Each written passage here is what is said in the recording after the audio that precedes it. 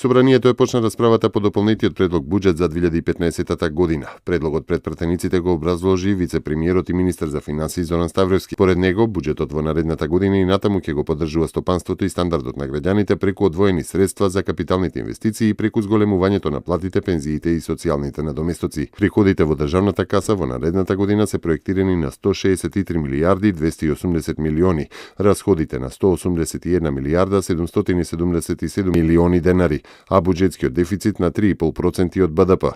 За капитални инвестиции предвидени се 21 милијарда 209 милиони денари. Расправата по предложениот буџет, според деловникот на собранието, трае 5 дена.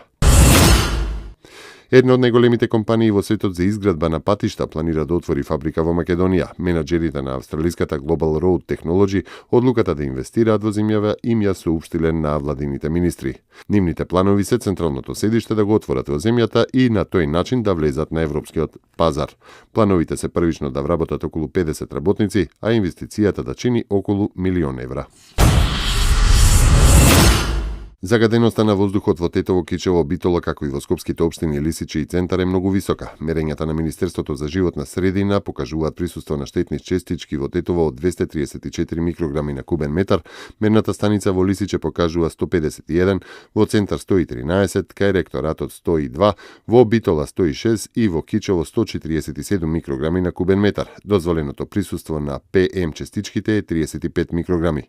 Од Министерството препорачуваат да се користи јавниот превоз и да не се користат возилата без поголема потреба. Од Министерството за здравство и Институтот за јавно здравје препорачуваат ограничени движења и активности на отворен простор на најранливата популација граѓани. И годинава во чест на Тоше маратонци тргнаа од Нова Градишка. Тие треба да стигнат денеска во Крушево и да го посетат неговото вечно почивалиште. Фановите на Тошен на 5 октомври го организираа и Звезденото небо, со кое одбележаа 7 години од неговиот последен концерт. Рускиот председател Владимир Путин пристигна денеска во Белград за да учествува во прославата посветена на 70 годишнината од ослободувањето на Белград од фашистичката окупација и 100 години од почетокот на Првата светска војна. Путин беше поканет од српскиот председател Тома Николич и ќе биде почесен гостин на војната парада во која ќе учествуваат и 3 руски авиони. Руската делегација што го придружува председателот ќе има работен ручек со колеги од Србија, пошто ќе бидат подпишани пакет договори, а се очекува да бидат разгледани и прашања од меѓународната политика и трговско-економската соработка.